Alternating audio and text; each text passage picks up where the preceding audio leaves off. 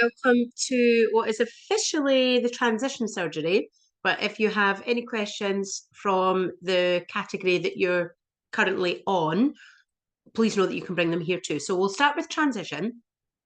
Does anybody have any questions around their transition case studies, either before transition, preparing for transition, after transition, or if you're doing the wish list? So if you've got any questions around any of that, let me know, or any challenges that you might be having in your transition cases. So we'll go there first. You're all just rocking it, are you? You just got it sorted. Well, I'll put that down to the good training then. You've got no questions. The training's just sorted it all. I love it. And does anybody have any questions around any other of the categories? The behaviour, in fact, I think that's where everybody else is, just finishing behaviour. Does anybody have any questions or challenges that they're coming up against? Well, it's going to be a quick surgery tonight. I might get dinner on time. Yes, Adele. Adele, and then Shayla, then Christina. If you, Yeah, I just wanted to ask. I have done a health case study on smudge. Would I be able to do, like, when I come to transition one on him, because he's now on a drip and he's got to have that 3. Would that be possible, or do you have to have completely different case study? What do you? I think in the instance of smudge, I think that would be okay because Yeah, there's been a natural shift and progression, and you've been part of that. yeah, Ordinarily, I would say no. It's not just about having different animals. This is for everyone. mm, It's not just about having different animals. What I want you to have is different guardian experiences as well. oh, So that's why I would always say, don't have more than one animal from the same household, because I want mhm, you to have a different guardian experience. Because here's the thing: you're all here because you love animals and you want to make a difference for animals. Where it gets tricky and a little bit rocky is with the people. So where you're kind of going to bump up against stuff is generally with the human client.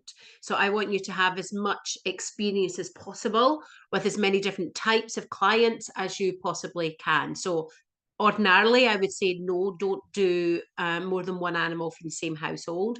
But in this case with smudge, go ahead, Adele. I think that'll be quite a nice carrying through yeah. for smudge.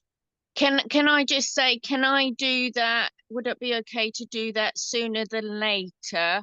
Because I'm going to start crying now.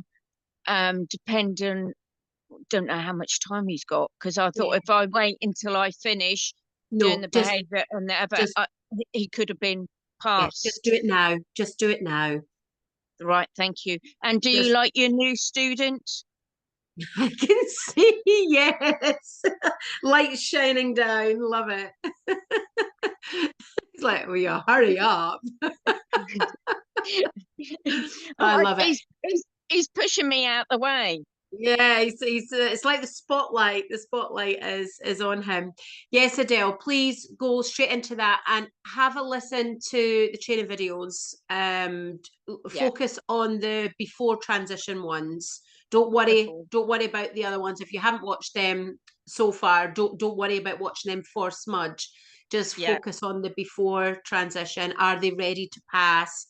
Getting your yeah, true yes. That's where I want you to focus your yeah, time there. Okay, yeah.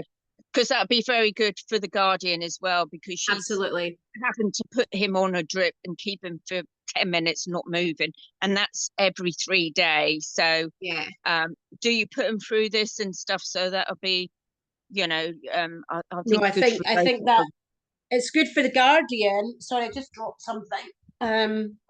Thought I could find it. It's good for the Guardian, but it's also good for Smudge. So we Yeah, can find directly from Smudge, what is helping and supporting him right now, if that is or if that yeah, isn't. And yeah, if you watch the training videos, I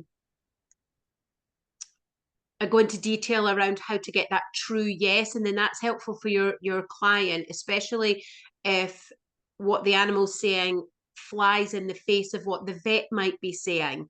So this is why it's really, really important that you can really qualify everything that you're presenting to the guardian. And remember, you're always presenting it as Smudge. It's not you that's saying this. It's Smudge that has said to you or shown you or told you. So yeah, have a look at those videos preparing for transition. Right, thank you. Yeah. You're so welcome. Shayla, I think your hand was up next. I was going to say, go ahead, Christina, because I have a few that are just more general, and I think your mic was open before me. All right. Mine Okay, was thank very you, Shayla. general too. It was actually just probably because I'm a foreigner. I have no idea why this live class is called a surgery, because that doesn't make sense to me. Don't you just love language? Yeah. They say that English is one of the hardest languages to learn. So a surgery is a place to come and get fixed. So we have like a doctor's surgery where you would go to the doctor's surgery if you were unwell, and they would give you an exam, check you over, write a prescription. But in this kind of environment, a surgery is a place to come and fix your case studies. So when I first did these classes, people would often come with challenges that they had with their case studies. So they'd maybe bumped up against a problem and they were a bit stuck and they didn't know how to move forward, or they might be experiencing a difficulty with a client, the human client. So surgery is just a place to come for your client. It's just a word to come and fix stuff. Okay, thank you.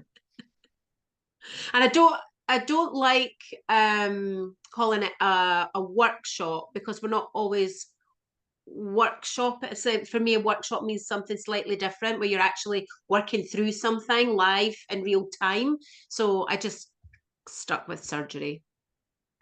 Does that help explain it, Christina? Yes, thank you. It was just, it did not make sense to me. I was like, that word does not commute with what I feel that we're doing, but now it does. So thank you very much. Oh, I love that. And if do you have another word? Do you have a word that you would describe it as? Consultation, maybe, or maybe, I don't know. It's a Q&A, I suppose, as well, isn't it? Q&A, yeah. Yeah, it's a Q&A. I suppose because it's really focused, or I know in this intake we've now got people on different categories, but normally people would be all together. So I suppose the focus is usually on behavior or health or transition or tracking. So rather than calling it a Q&A, surgery just, I don't know, it just felt just, and back in the day as well, we used to have a monthly class called Q&A. So it's probably just to separate that out. It's just a word. But I'm glad you understand it now. No, that's all right. That's good. All right. So, but this class is supposed to, so it says it's a live class about transition. So is it a question, or do you have a topic within transition that you are going to teach today? No, all the teachings in the student portal. So this is where you would come if you didn't understand something in one of the training classes, or if you've started your case studies and you just want to check out whether you're doing something right. And like Adele's question there, she's just finishing off behavior, so she's not in health. In fact, no, you're in health now, and so she's not even started transition because she's not finished health. But it's the right thing for her to just do that piece of work. It's the right thing for the animal, the right thing for the person.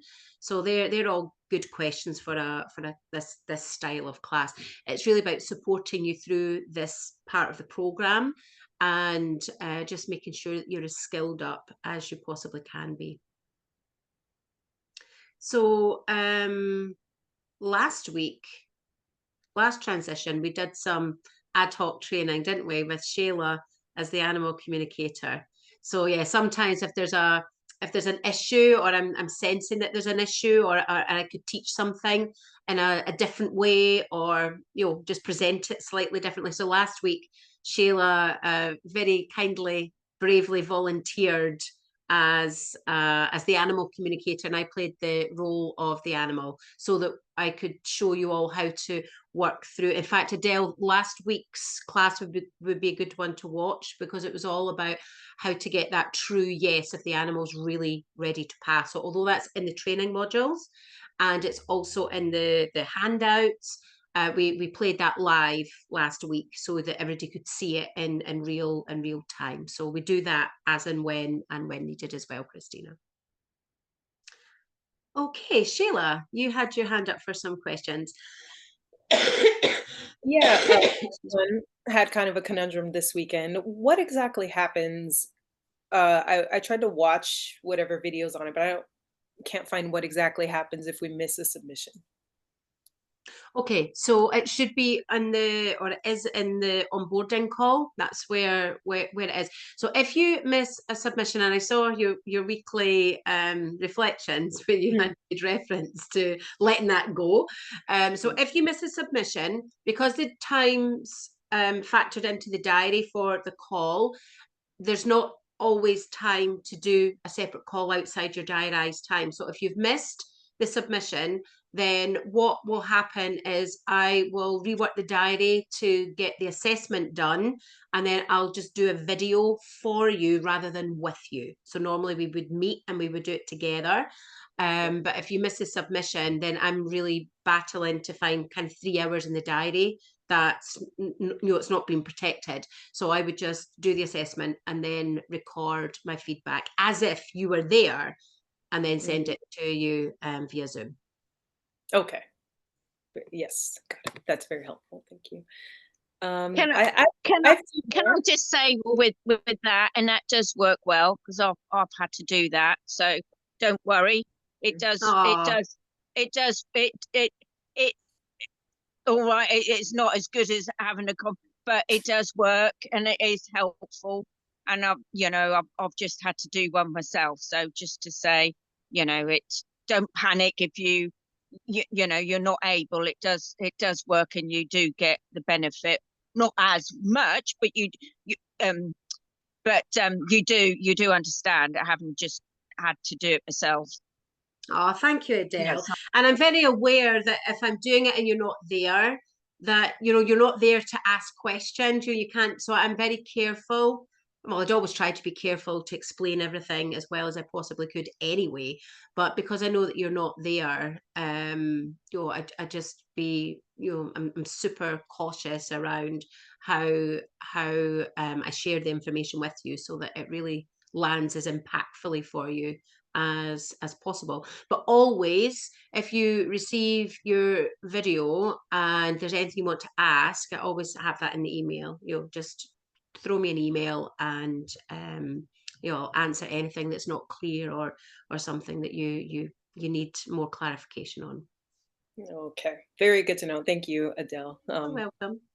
And one of the reasons for my next question, one of the reasons I ask is because now moving into trying to work more with outside clients, not something I've done a lot. And this was, I guess, a question for everyone, and you is, I know you've already given us advice on how to do that, but I feel a little stuck here. There's not really people in my close circle that I feel comfortable bringing into this process exactly.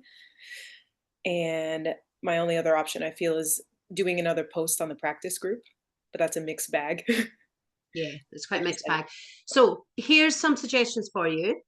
You could go, and this is for everyone, you could go back to your previous clients. Now, obviously, some of them are going to be your peers here in this room, but go back to your previous clients, especially if they're not peers in this room, and ask if they have a friend. You could say, I'm reaching the end of my course now. I've just got a few more case studies to do. I wonder if you know anybody that would be interested in having a free consultation in exchange for their feedback, just like you and I had with, and then name their animal. You could do that. So that feels less scary, because you know the person that you're actually reaching out to, or you have a relationship with them. But they'll be bringing somebody cold in. because I don't want for any of you to leave this program never having experienced what it's like to work with somebody you don't know, because that's enough to stop you actually doing the work out there. Like, oh, who are they? Oh, they're already another animal communicator. Or, you know, whatever it is, they're a vet. How am I going to deal with all this? So I really want you to move out of your comfort zone here in the program. So I do appreciate, Shayla, that, and you've very honestly said, you know, you're out of your comfort zone. It's not feeling very nice. And I appreciate your honesty. The reason that I do it is very deliberate. It's very deliberate. It's very intentional. Everything that I ask all of you to do in this program is intentional.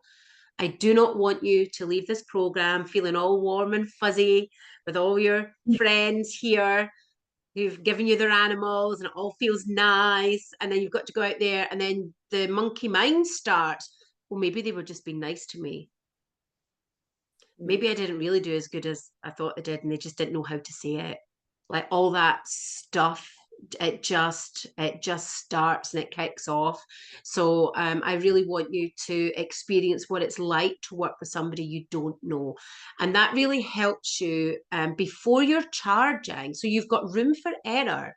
You're a student. You're letting them know that you're a student. You are learning. They are not expecting perfection. So if you completely balls up and you forget to send them the information sheet and they come back and on your evaluation say, well, I didn't actually know what animal communication was, so I had no idea what to expect, but it went all right, I suppose. Then you're like, damn, I forgot to give them my handout. Or it might be that you do a Zoom call and you cock up the Zoom room and you accidentally boot them out, or you can't get logged in at the appointed time. These are all the things that will and can happen when you're working with a paying client. But if you've already exercised that muscle of perceived failure as a student, then you've already overcome that when the pressure isn't as great. You're feeling pressure because you want to do a good job, of course, but that's a different pressure when somebody's parted with their hard-earned cash for you, or it can be a different pressure. So practice all of that here. I want you to fall flat in the Zoom room here, where we can all pick you up and wipe your snot and tears and put a sticky plaster on and make you feel okay again. I don't want that happening out there, because you'll never want to use Zoom again. How do I know that? Because, well, it was before Zoom, it was Skype. Oh my Lord. Anyway, we'll not even go on the Skype, down the Skype rabbit hole. So this is why I ask you all to do that. And it's really important, these incremental movements out of your comfort zone, so you're ready for anything when you graduate this program. So that was the first suggestion. Reach out to past clients. I nearly finished my course. I've just got space for a few more case studies, and I wondered if you knew anybody that would love a free consultation in exchange for their feedback, just like you and I did with, and I put their name in there. So that's one thing that you can do. The other place, it depends what your setup is. And again, this is for everyone. So it might be in the workplace. You've got people in the workplace you might be able to approach, or maybe that's like definitely not where you want to go. So it just depends on your setup. Family members are probably still a little bit on the close side in terms of wanting you to move out of your comfort zone.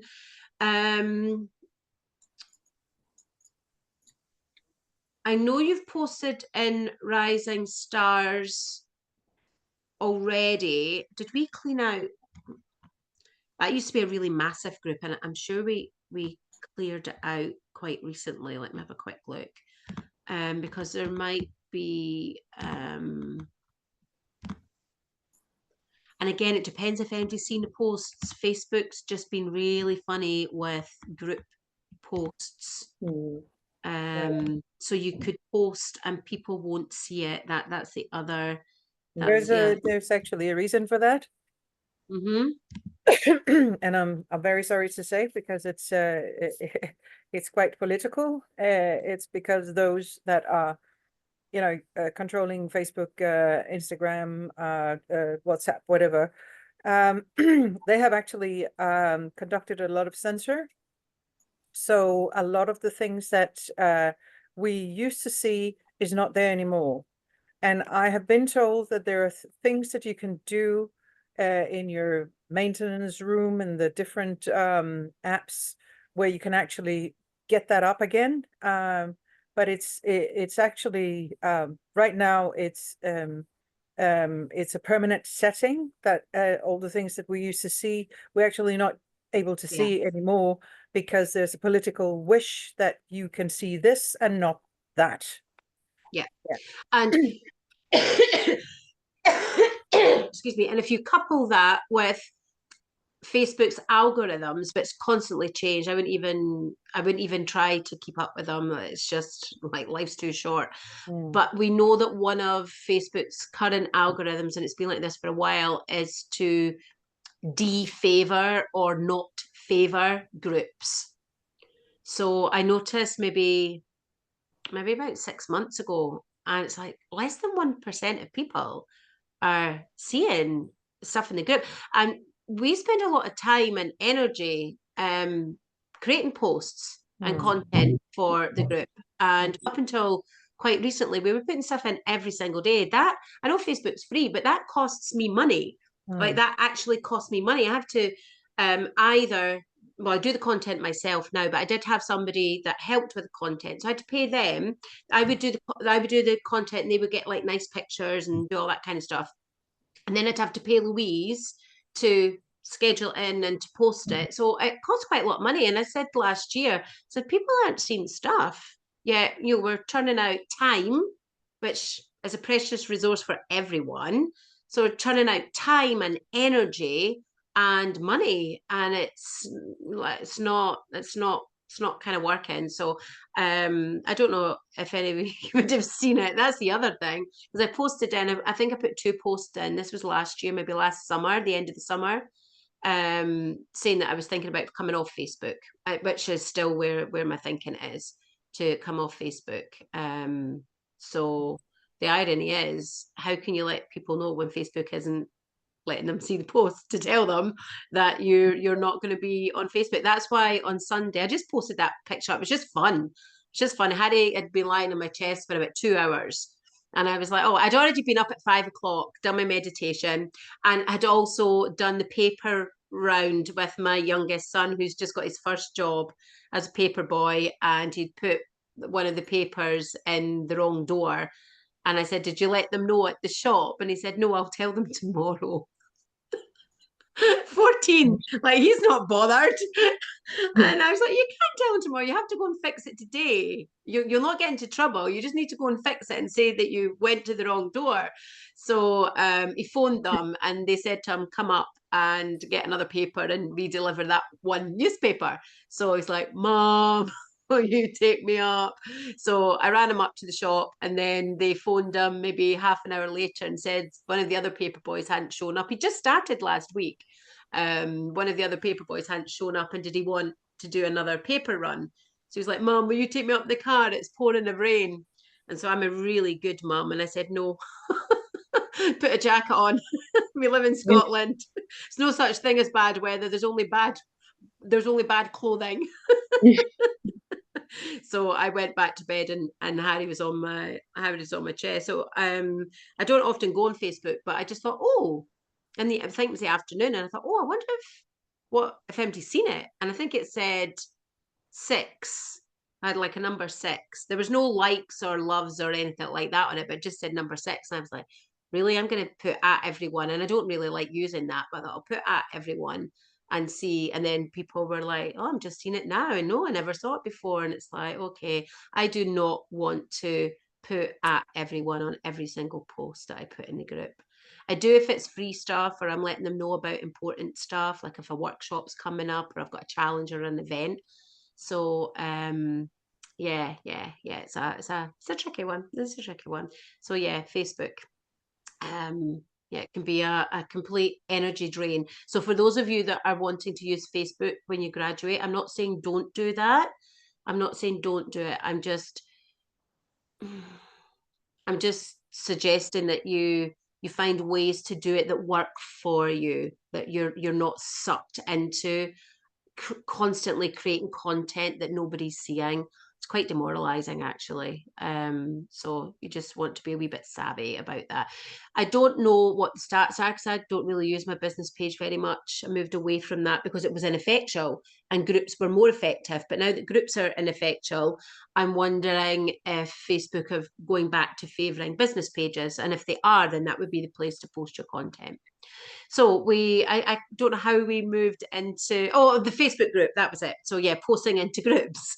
You don't know who's all going to see your post. But yeah, posting into the bigger group is, you're right, it's a bit of a mixed bag, depending that people see it in the first place.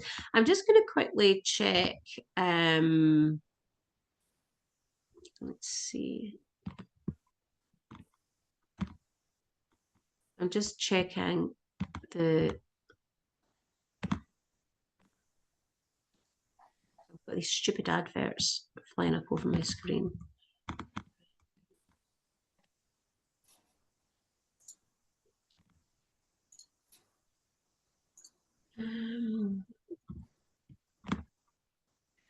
While you're doing that, can I just say regarding the Facebook feedback on Mhm. that, the only time I see it is when I actually go into your Yeah.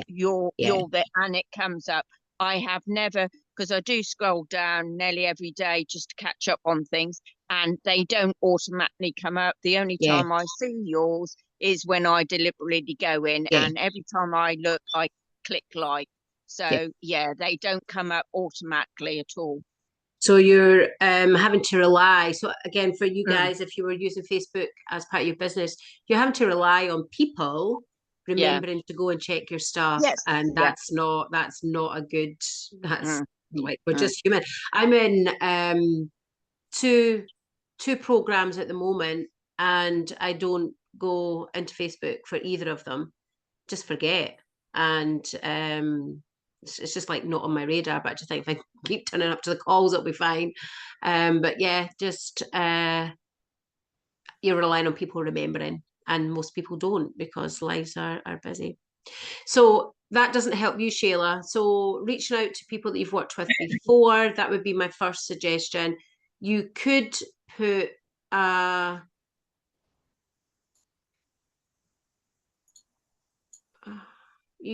see there's some students from the last intake still in Rising Stars. So you could, did you work with one of Laurie's cats? Yeah, I worked with her spirit cat. Yeah, I thought you did. I thought you did. So you wouldn't want to work with Laurie again. If you worked with Rachel I don't or think so. Joy, No. and I think you've worked with Stephanie, haven't you? Yes, her Yeah. other So, Frankie. pardon? Oh, with her other Frankie D, the dog. Yeah, the two Frankie D's. Yeah. So you could maybe do a private message to Rachel and to Joy and just say, I'm student on Sarah Jane's program and I'm looking for some case studies, and I wondered if you would like for me to work with one of your animals as a case study. Okay. And although you don't know them, it's still out. They were on the program we overlapped for a second Yeah, there. so you don't know them, but they're warm enough that it feels safe, but they're not cold. You could do that. That would be my suggestion. And then definitely the first one, because somebody might have a cousin or a neighbor, and we want you to practice having colder cases. And if anybody else here in the group, if you've worked with somebody that you maybe so let's use Adele's example where she asked if it was okay to work with the same animal or the same household. Ordinarily I would say no. In this case it's a yes, but where somebody else in the household, there's more work to be done, you could refer that to somebody else here in the group. So that's a cold case for the other person. Is that making sense? So if I was saying to Adele no, then it would be like, oh, but you might want to refer him to Shayla, because Shayla's looking for case studies. So that's a cold case for you, Shayla, but it's come in as a referral from somebody here that you know. So that's another thing that you can do too. Okay, I had another question, but is anyone else struggling with this, or does everyone already work with outside cases, or have you overcome it? Just curious if anyone wanted to. Mhm. Yeah, just to open your mic. Yeah, I was worrying about it as well. And in particular, now my next case story after Tatiana is a friend of mine, and we had a discussion because I said you have to do it in English, and she was like, "Oh, but can you maybe translate if I don't know all the words?" And I said, "Yes." So that was a way to do it. And I've got friends who talk to friends and stuff like that. So I'm sure that I can find some. But I still I'm very focused on finding like-minded people.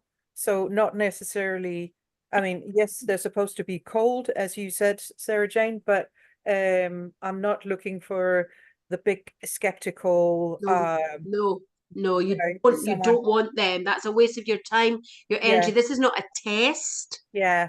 This is not a test for you. And I was just thinking as I was listening to you, Christina, and I'm thinking, I've never really had that as an issue before in the group. There's always been enough cases, and I was trying to think, where that's maybe been problematic in the past, but it hasn't really been. But I think it's because there was always enough in the Facebook group, and people were seeing the posts, and the Facebook group, well, it's been at nearly 6,000 for a little while, but there were times before it wasn't as big as that. So yes, it's a mixed bag, but I think, the bigger a group gets, the bigger the mixed bag it is. Whereas when it was maybe just a few thousand, 3,000, 4,000, they were, more kind of aligned in terms of values, as well as being interested in animal communication. But at the end of the day, do your best. It's all you can do. And if you're really stuck, just reach out and we'll find a solution. There's always a way. There's always a way.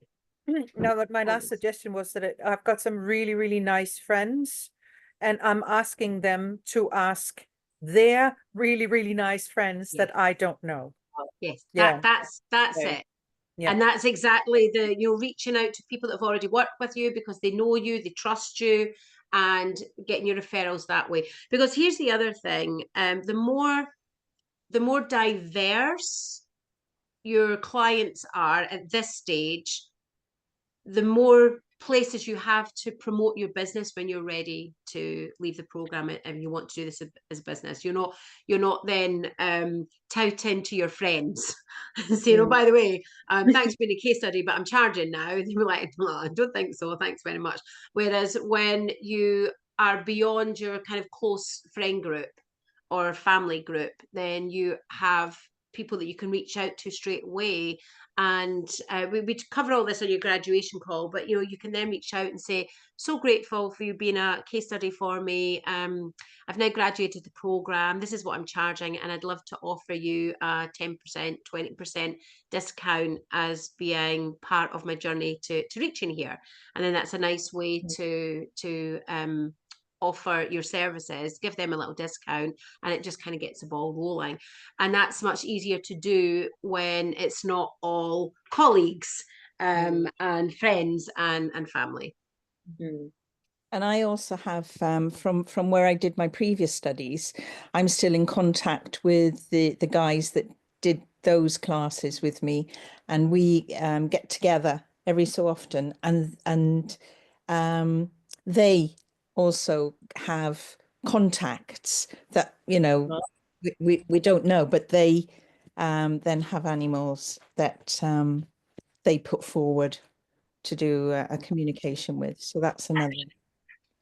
So Norma, if anybody's really stuck, you could maybe put a shout out into your group.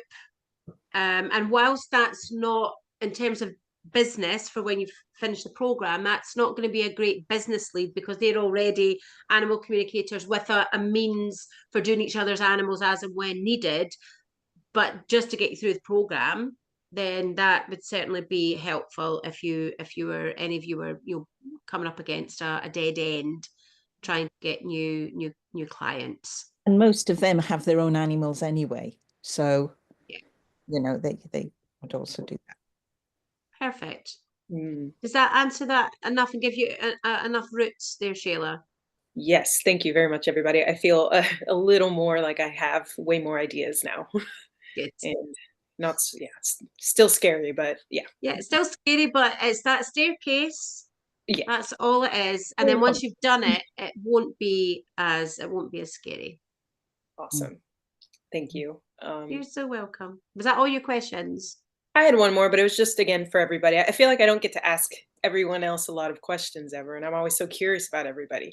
But I was just wondering, so in and of course for Sarah Jane as well, that I'm beginning to try to do a voice call now. I have not done any voice calls or like in person. I was just curious if has anyone else not done a voice call, or is this like the main way that people have done it? And I don't know what you think of the difference, the way that works.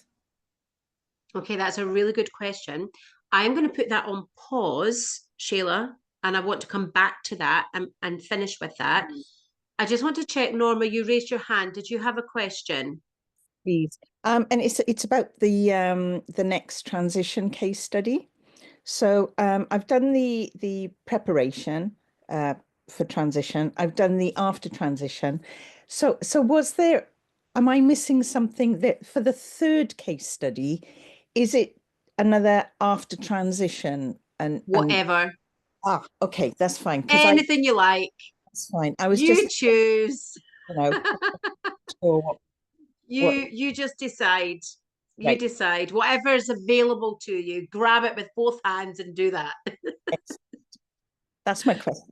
Yeah, it doesn't matter. You don't need to do one before, one after, and one wish list. I would like you to do one before and one after, and then just the third one, whatever you want to do, whatever's easiest, whatever's available for you. Just go with that. And if there's nothing available, you can fall back on the wish list version as well. Are there any other case study questions before we dive into Shayla's question? Yes, I have. Yes. Has anyone got a health one I could do a case study on? I was hoping to do my sister's, but with various things going on, I'm not going to be able to do it. She's just, yeah, I don't need to say, but yeah. Yeah. Okay. So I has got a anybody cat got that hurt herself. a cat? Pardon? I got a cat that hurt herself. All right, okay. So But if maybe- I was hoping to do I was going to do a behavior with you. I won't be able to do a health How about study. two cats? One can do a behavior thing, and the other one you can do well, or you can choose. Oh, is that okay? Yeah, just go. Sarah, Just do that. Just do that. Can Yeah. I do both with her? Yeah, okay. And then yeah, what? okay. How immediate is the hurt cat, Christina? Because I'm aware that you want to do Smudge, who might not have much more time. So I'm just She's want to fine. check. Yeah. Right. Oh, she's fine now. Or seemingly fine. Perfect. But it would be good to know, for instance, what happened, because she had Well, a period. Can I just say, if it's all right with you, Christina, I'll probably do it. I don't know if you can get to me in the next few days, so I can do it over the weekend. Do the one cat with the health. I can then do like beginning next week with Smudge, and then maybe do the behaviour one, the other cat with the behaviour one health? afterwards. You want the health one? Yeah, first. Then if Okay. it's the one that's been hurt, yeah. Yep. Does that make sense? Is that okay, Yeah. Sarah? Yeah, So just do that. Just do that. Yes, That's absolutely fine. Yeah, so if that's all right, because I know various things, it's not good time at the moment, but yeah, if I look to do it this coming weekend, you can get, and then yeah. I can probably get it on for you. I can't promise to do anything before Saturday. No, that's fine. No, Okay. that's fine because I probably wouldn't do it until Sunday anyway. Sunday, Monday anyway. Yeah. And Adele, you've got Smudge to get on with anyway. So Christina, if Yeah. you just hit a day where you're just like, oh my God, can't deal with it, just drop Adele a note and say, I'll need another couple of days before I can get this to you. And Adele, you can work on Smudge. Smudge. Yeah. Yeah. Okay. Yeah, that's Okay. great. Thank you. Yeah. You're so Appreciate welcome. that. Any other case study questions before we dive into experiences of feedback? Dum, dum, dum. 3, 2, 1, gone. Right, let's open the floor for Sheila's question, which is a really good one. So what I think for everybody that's had their midway review, most of you have been doing your feedbacks via email. Norma, I think you had been doing some WhatsApp. Have I got, yeah, I thought it was you had been doing some WhatsApp calls. So most people, Sheila, have been doing via email, but please, everybody, you are welcome. Just open your mic if you've done it differently. In fact, I'm just going to shine a spotlight on people. Alison, you discovered something interesting when you did your in-person. So why don't you share that? Or do you feel okay sharing that with the group? Because that really answers Sheila's question. Which one was it? Tallulah. Ah, Tallulah. Yes. Tallulah was what am I meant to be sharing?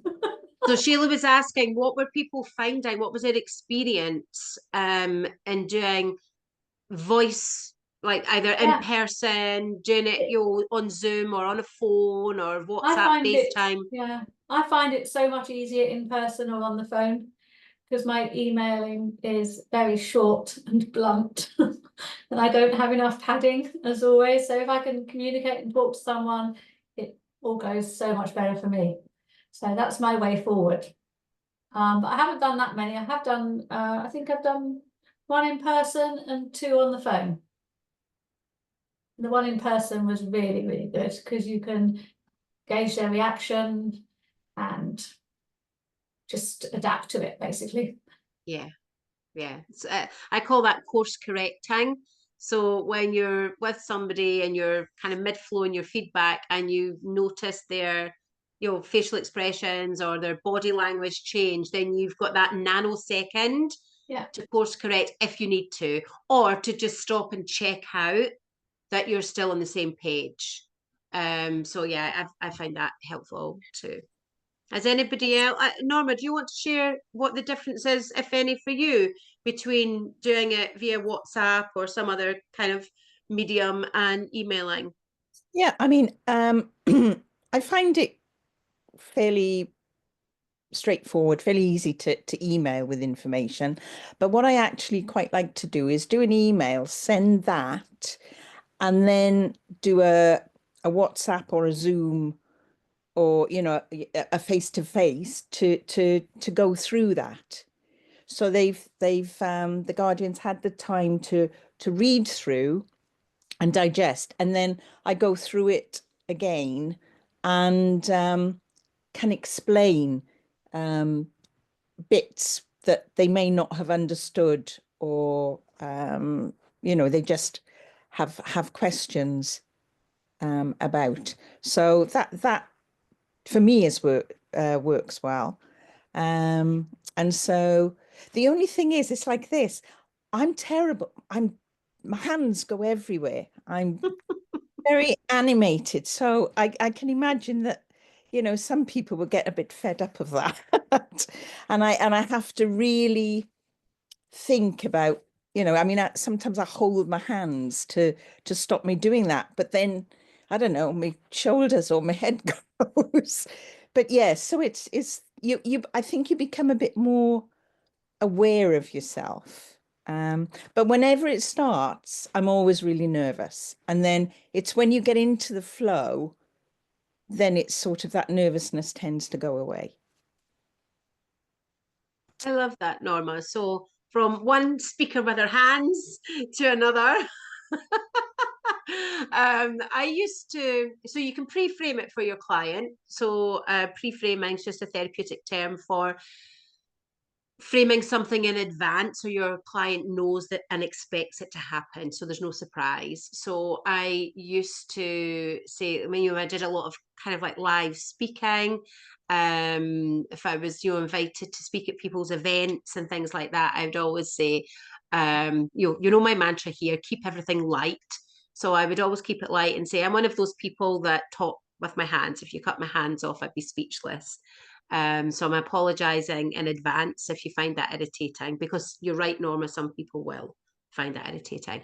Even though it is a habit of mine, I sometimes get irritated by other people and their multiple hand gestures. So I do, like you, if I'm in a more public environment, see, look, already, if I'm in a more public environment, I sometimes, like you, I'll hold my hands or I'll sit my hands, and yeah, kind of watch that. I don't pre-frame that anymore, simply because this is who I am. This is how I speak. And if you don't like it, you're not my ideal person. And that's just where I'm at now. But I did used to say before, like, I speak with my hands. Sorry if that you find that annoying.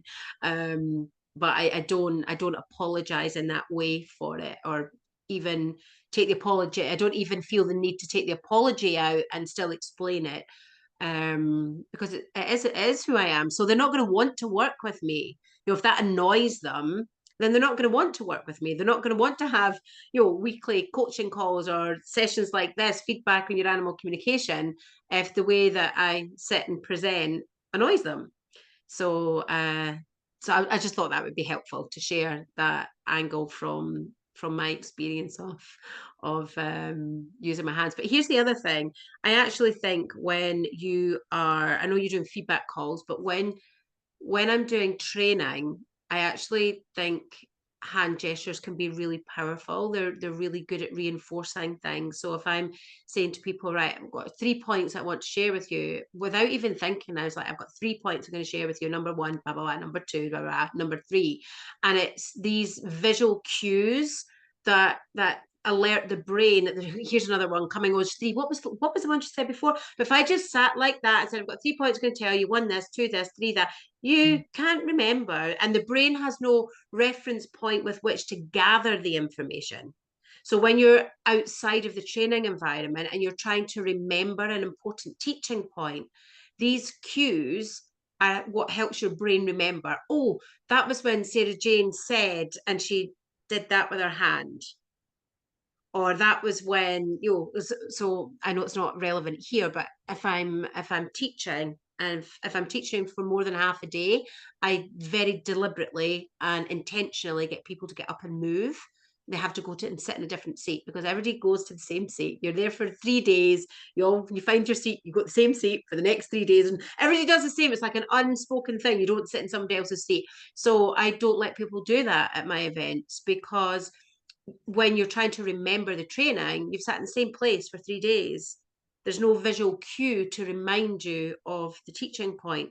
Whereas if you remember you were sitting beside the person that had the bright red jumper on, when Sarah Jane started to talk about such and such, what was that other piece that I was sitting like, oh yeah, and then you remember, because the brain knows where to search for the information, instead of you sat beside the person with the black jumper on for 3 days.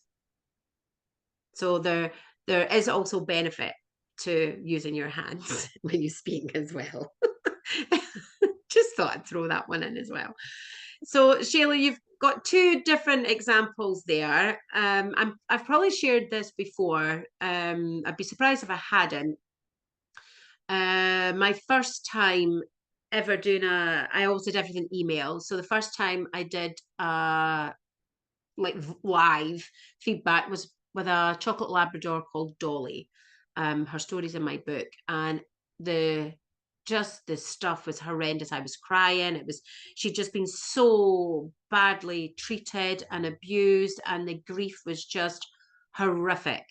And that in itself was quite a lot, but had a piece of information for me, a message for me to give to the Guardian that was quite delicate. It was about marriage and her marriage and finding somebody, and I just couldn't think of any way to put it into an email where it wouldn't, or potentially wouldn't be misconstrued or misunderstood. I thought, how do you put it? For me, that was really delicate information, and it didn't matter how well I worded it. It wasn't, you know, it could be open to being misread. So I emailed her and said, there's a couple of delicate pieces of information that would be much easier for me to share over the phone with you if you're up for a phone call. So that was fine. We arranged the phone call. I was shitting my pants. I'd been doing this work for years at that point. My book wasn't out because that story's in my book, but I've been doing the work for a while, but I always did email. And there's something quite safe, isn't there? Like you're behind email, you're behind a screen, there's protection. And if they don't come back to you, then that, you know that it's done. There's no word spoken, there's no rejection, there's none of that stuff. So I was properly nervous about this phone call. And then what happened was when I made the phone call, it just was so much easier. And I couldn't see her. That was before Zoom anyway. But I couldn't see her, but I could still hear. And I felt like there was a better connection. But more importantly, I could feel Dolly coming in. And Dolly was giving me bits of information, or the claircognizance when the client said, oh yeah, that'll be such and such. And then the claircognizance was like, no, it's not. Now, the easy route there is to say, yeah, okay, yeah, tick for the animal communicator. I've got that right. But everything in my body was saying, no, that isn't. And remember, one of my rules here is that we don't ever make it fit. It's not what we do. We don't make it fit. If it doesn't fit, doesn't fit. If it's wrong, it's wrong. Just be wrong and strong. Like, you're allowed to be wrong. We're not perfect. Nobody's perfect in any area of work. So if you're wrong, just be wrong and strong. So I said to her, no, I don't think that is it. And she said, well, I think so, because blah, blah, blah. And I said, no, I'm feeling from Dolly that it might be something else. And then we uncovered a whole other world of stuff that did not come up in my consultation. And that was the kind of wowsy stuff. And then being able to share the information that to me felt really sensitive.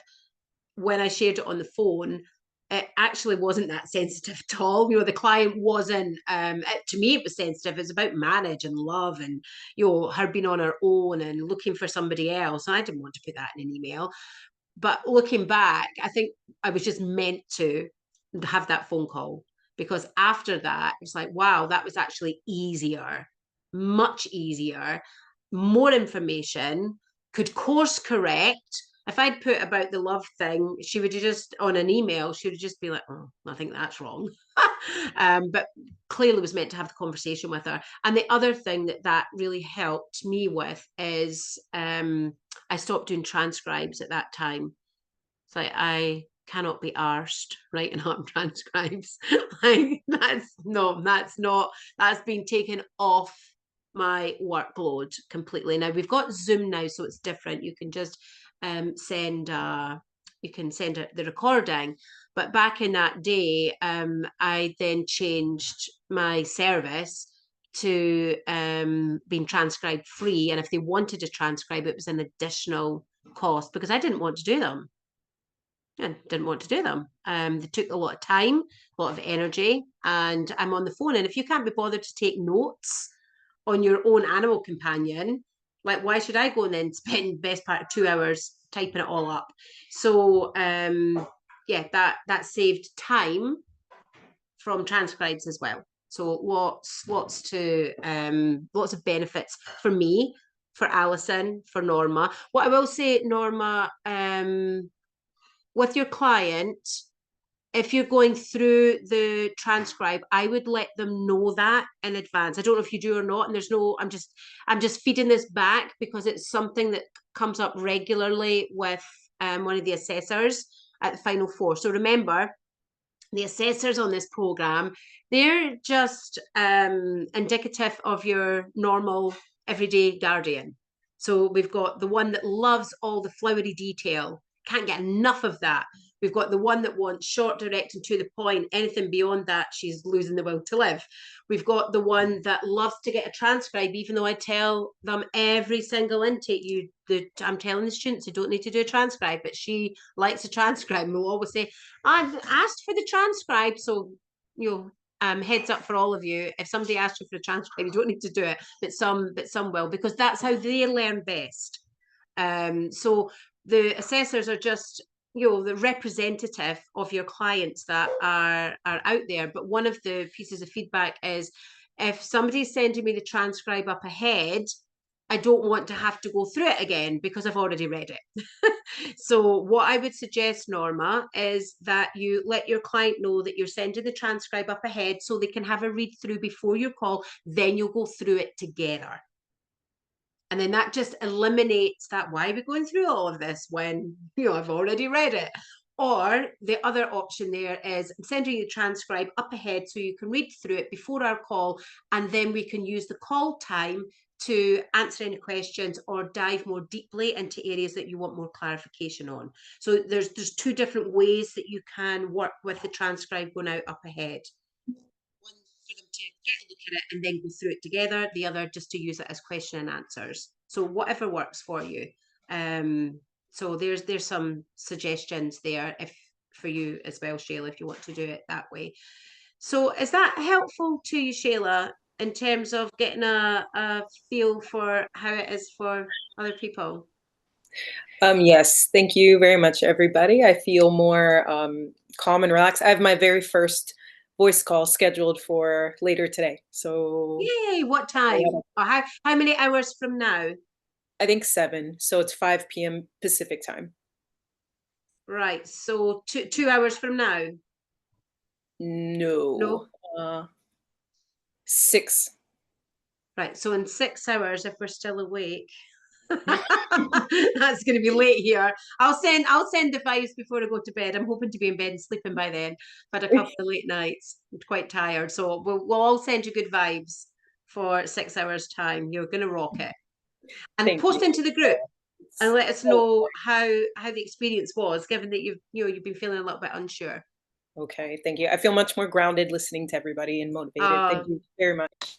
Good. And the thing is, Shayla, what you're really good at is contextualizing and giving explanation, and that will just flow when you're speaking to your person. And that's always easier to do speaking rather than typing. And I know that one of your things was, at least when you're typing, you've got time to get the words right. But when you're on the spot, you're going to be in flow, and it will just, the right words will come out. Okay, well done, everyone. You're all doing amazing. Keep doing what you're doing. Keep showing up. Reach out always if you are stuck. And I will see you at the next live call, wherever that is. And Alison, you and I are next. Do you need a toilet break before your feedback call? Okay, we'll just go straight in. I'll shut this down and then open it up so you get a fresh recording. Thanks very much, everyone. Take lots of care, and I'll see you when I next see you. Okay, bye.